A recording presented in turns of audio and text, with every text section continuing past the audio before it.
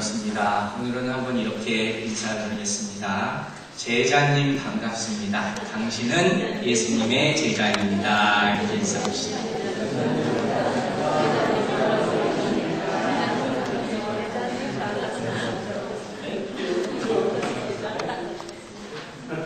우리는 계속 초대교회의 모습을 보고 있습니다.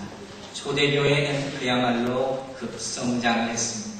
처음 12명으로 시작했던 교회가 120명이 되고 3,000명이 되고 5,000명이 되었습니다. 정말 순식간에 부흥을 하게 된 것이, 그래서 사도행전 4장 4절을 보면 모인 남자의 수만 5,000명 됐다 이렇게 되어 있습니다. 이 말인 즉슨 남자만 5,000명이면 여자도 있고 아이들도 있고 보면 훨씬 많은 숫자가 모였을 것이라 하는 거예요. 그야말로 개척한 지 얼마 되지도 않아서 소위 말하는 메가처치로 발전하게 된 것입니다. 우리 교회에도 이런 축복이 있기를 바랍니다. 여러분, 부흥이라는 것은요, 모든 교인의 소망일 것입니다. 왜 목사들만 교회의 부흥을 바라겠습니까? 교회에 나오는 사람이면 다 교회가 부흥 되기를 꿈꿀 거예요. 누구나 다 교회 부흥 위해서 기도를 할 것입니다. 신학교에도 교회 성장학이라는 과목까지 있을 정도니 얼마나 교회 성장하는 것이 중요한 것이냐 하는 것입니다. 그리고 이 사도행전에 나오는 교회의 모습만을 봐도 교회는 반드시 성장해야 한다는 것이 바로 성경적인 원리가 되는 것입니다. 그렇다면 어떻게 하면 교회가 성장할 수 있겠습니까? 우리 이미 수많은 이야기와 요인들을 들어왔을 것입니다. 그러나 그 가운데 가장 기본적이고 중요한, 우리가 평생 동안 잊지 말아야 할 요소가 하나 있다면 그것은 무엇이냐? 교회가 교회됨을 잃지 않을 때 비로소 교회는 성장할 수 있다는 것입니다. 믿으시면 아멘 하십니다. 여러분, 교회는 교회의 성격이라는 게 있어요. 그것을 잃지 말아야 됩니다.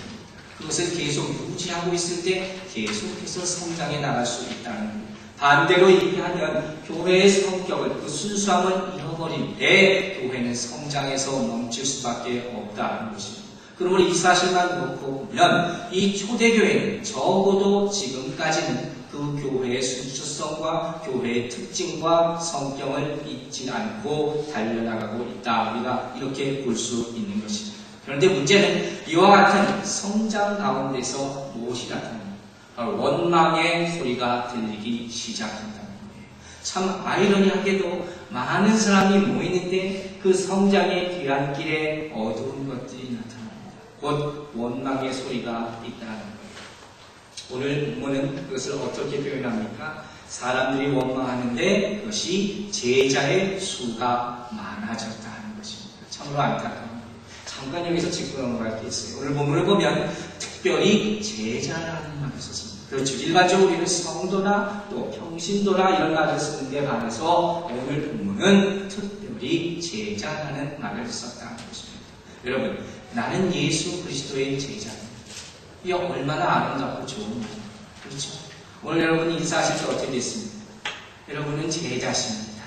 얼마나 좋은 것 같습니다. 그 부담되시지 마시기 바랍니다. 여러분이 예수 믿으면 제자로부터의 삶이 시작되는 것이에요. 이 순간부터는 그래서 나는 예수의 제자다. 당신은 예수님의 제자입니다. 이렇게 호칭할 수 있는 여러분이 되시기를 바랍니다. 최소한 야자하는 것보다 낫지 않습니다. 성도님, 집사님, 제가 여러 차례 얘기하지 않습니다. 이것이 교회 하나님께 부여하신 직분의 명칭이 되는 것이고 거룩한 이름이 되는 것입니다.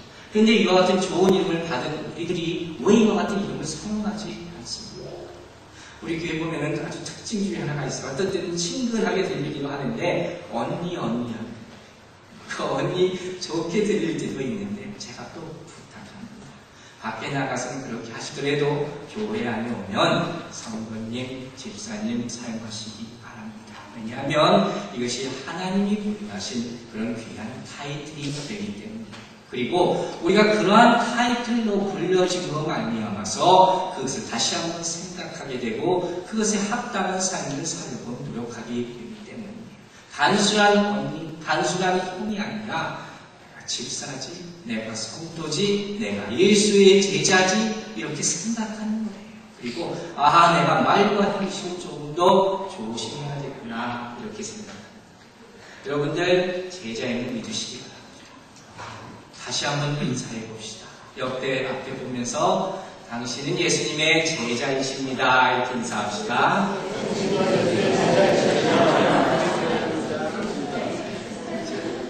이제 다시 본문으로 돌아와서 이들이 갑자기 불만하게 된, 원망하게 된 발단이 몰아났습니다. 그 이유는 다른 게 아니라 숫자가 많아졌어요. 참 별걸 가지고 다 원망을 합니다. 교인 숫자가 늘어나는데 불만하고 원망하는 세상에 이런 분들이 어디 있습니까? 그러나 본문은 어쨌든 간에 제자의 수가 많아졌다. 그래서 원망이 싹트게 된 것이에요. 그렇다면 정말 이것 때문이겠습니다. 물론 교회 숫자가 갑자기 증가하게 되면 이런 몇 가지 폐단이 있습니다. 함께 얘기를 하고 오늘 본문에서 집중적으로 다루는 문제, 숫자가 늘어남으로 말미암아서 거기서 파생되는 문제가 생겼는데 그 중에 하나가 바로 무엇입니까? 구제에 관한 문제, 구제 활동에 대해서 문제가 나타나게 됐다는 거예요. 근데 오늘 본문을 보면 여기서 몇 가지 알 수 있는 사실 가운데 첫 번째는 오늘 본문이 유대인들을 두 가지 파로 나눠서 두고 있다는 거예요. 첫 번째가 히브리파 유대인이요, 두 번째가 헬라파 유대인. 자, 이들이 어떻게 됩니까? 히브리파 유대인과 헬라파 유대인. 그 당시에 그랬다는 거죠.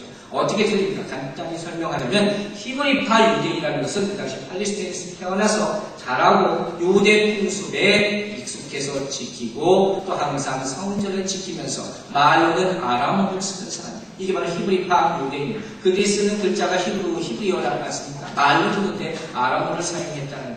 이 히브리파 유대인이라고 불렸던 사람이고 이에 반해서 헬라파 유대인은 어떤 사람입니까?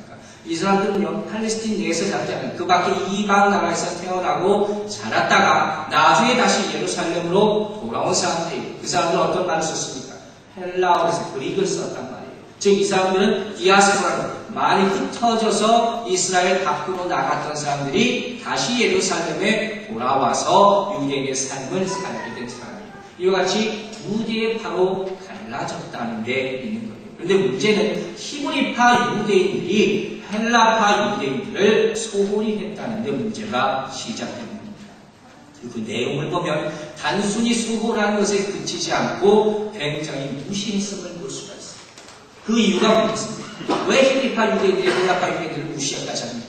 그 이유는 우리가 옛날에 배운 바가 있듯이 이 헬라파 유대인들 사람들은 소위 말하는 이방 문화에 살면서 이방 여인들과 결혼해서 그들이 보기에는 피가 섞였다는 거예요.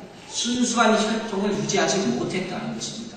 그것을 이 히브리파 유대인들은 굉장히 자긍심을 가지고 있었거든요. 자기는 순수한 혈통을 유지했다는 게 그 상황을 볼 때는 이 사람들은 저렇게 생각합니다. 이렇게 비난하기 시작합니다. 그래서 그렇게 사마리아 사람들이 그랬어요. 이 사람들이 적대시하고 미워하고 질시하고 이렇게 하는 거예요. 바로 여기에 그 원인이 있는 것입니다. 그런데 왜 이렇게 원망이 나오는가?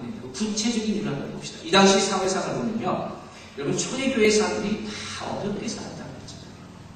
가진 물건이 많아서 서로 통용한 것이 아니라 삶은 굉장히 어려웠어요. 그 가운데도 정말 어려운 사람들이 있는데 그들이 바로 과부들이었다는 겁니다. 성경을 보면 구약과 신약에 다 나타나 있지만 가장 우리가 먹고 남은 것이 있을 때 농사짓고 타작하고 남은 것이 있으면 누가 줍니까? 과부와 어린아이예요. 그 당시에도 굉장히 많은 과부들이 있었어요. 그래서 이 사람들에게 공배를 행했다. 이 공배라는 말은 식탁에서 선물을 하는 걸 말하는 거예요. 어렵게 공배라고 하는 거예요. 이런 봉사를 했었어요. 처음에는 히브리파 과부인지 헬라파 과부이든 가리지 않고 다